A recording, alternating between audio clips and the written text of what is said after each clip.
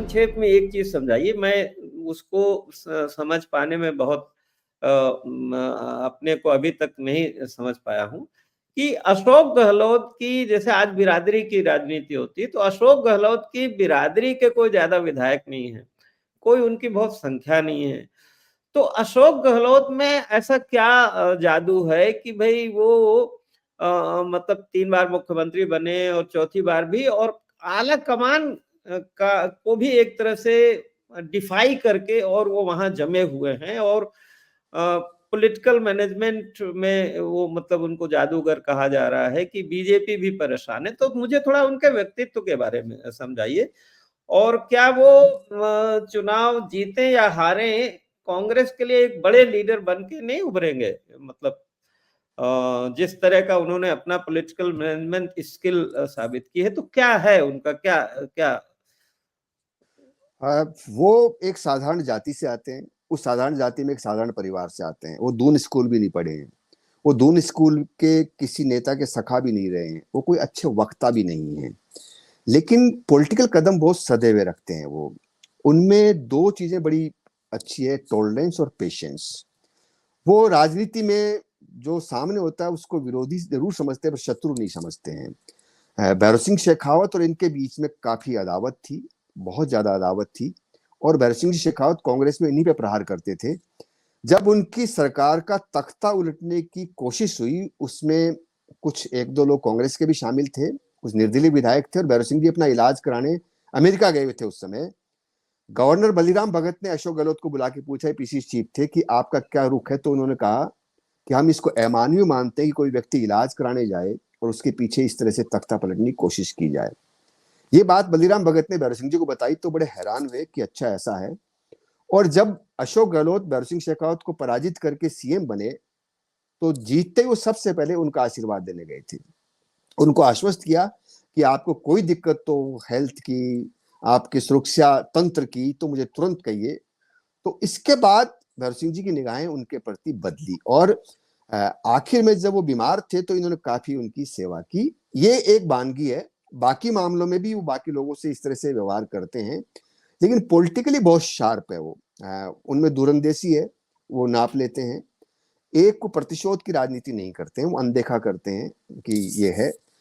आप सोचिए, भैरव सिंह शेखावत और अशोक गहलोत में इतनी कटुता थी, इसके बावजूद भी एक रेल दुर्घटना में दोनों साथ गए, कंडोलेंस में वो साथ गए। वसुंधरा राजे आने के बाद ये रिश्ते बिगड़े। इन दोनों में काफी आई टू आई कांटेक्ट भी नहीं था, बहुत ज्यादा तलखी थी। लेकिन अभी जब वसुंधरा राजे से बंगला खाली कराने की बात आई तो इन्होंने उसको रोक दिया। उस पे उन्होंने कहा नहीं, ये फॉर्मर सीएम है, बड़ी लीडर है, ऐसा नहीं करना चाहिए। ये चीजें उनकी है जो उनको, दूसरा वो सबको साथ लेके चलते हैं। वो अपने विरोधी को भी साथ लेके चल सकते हैं।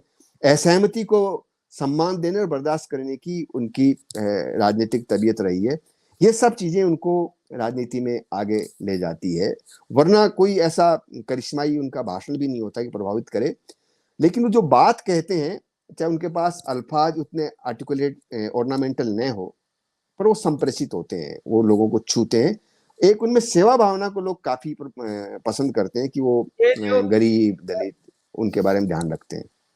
सेवा भावना की बात आपने कही तो मैं कहीं पढ़ रहा था कि वो वर्धा में रहे हैं, जो गांधी जी की कुटी है, और गांधी जी के प्रति काफी उनका सम्मान है और उन्होंने गांधी जी के नाम से कोई विभाग भी सरकार में बनाया है। तो मतलब एक गांधीयन जो कांग्रेस में लोग गांधी को भी भूल गए हैं, तो अशोक गहलोत कम से कम गांधी को याद रखते हैं और उनकी मतलब कुछ न कुछ उनके जीवन में उसका असर है, ऐसा लगता है।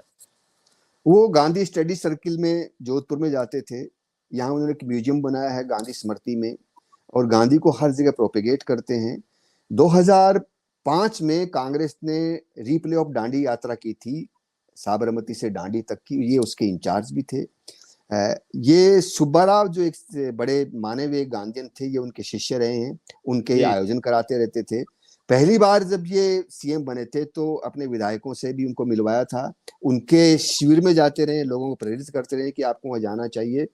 तो गांधी को हर जगह ये कोशिश करते हैं अपने जीवन में उतारने की, और उनकी राजनीति में लक्षित भी होता है कि जो ऐसे समाज के वर्ग जिनकी कोई वाणी, कोई उनका तर्जुमान, कोई प्रवक्ता नहीं है, उनको महत्व देते रहे हैं। ये इस नाते इनका आवाम में है कि ये गांव गरीब की बात सुन लेते हैं, इसीलिए इनको थोड़ा सा लोग पसंद करते हैं। आलोचक भी उनके आज के दौर में बहुत हैं जो कहते हैं क्या इनमें ऐसा कुछ नहीं है ना, लेकिन फिर भी कुछ चीजें आप जो करते हो वो लोग उसको पसंद करते हैं।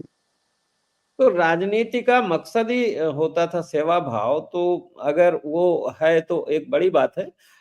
नारायण बारेठ जी, आपका बहुत बहुत शुक्रिया।